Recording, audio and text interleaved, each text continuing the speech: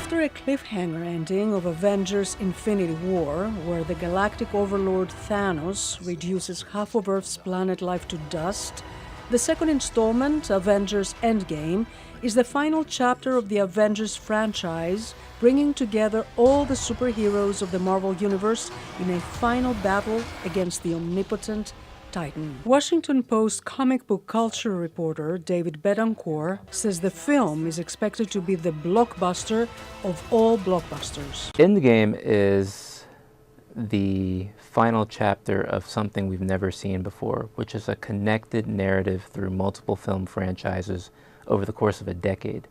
This will be the 22nd Marvel Studios film. But what elements create a blockbuster of such magnitude? Above all, according to Paul Rudd, who plays Ant-Man, it is the characters. These characters are archetypes, and the emotional resonance, the relationships they have with one another, and it's really the main thing that makes the movies work. Then there's the storyline, says Thor actor Chris Hemsworth. I think it's the darkest in some ways. The sort of wackiest in other ways. It feels like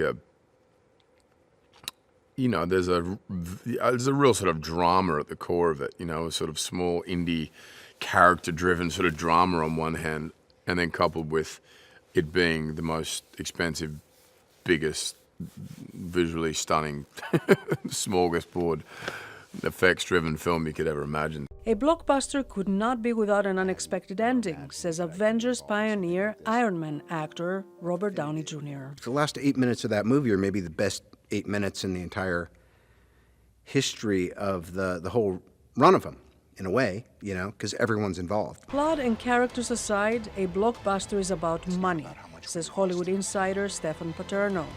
Disney, with the Marvel Universe and the Star Wars universe, and never mind Pixar and all their family-friendly animations there, clearly have a blockbuster factory.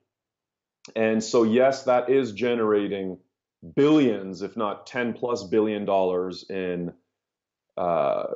theatrical revenue, but then it drives television and theme parks and action figures and the rest. Movie theaters across the country offered marathon screenings of all 22 Marvel Cinematic Universe movies leading up to the premiere of Avengers Endgame. Endgame, just based off of the pre-sales and the hype, it wouldn't surprise me if it inched towards $3 billion. Dollars, that is.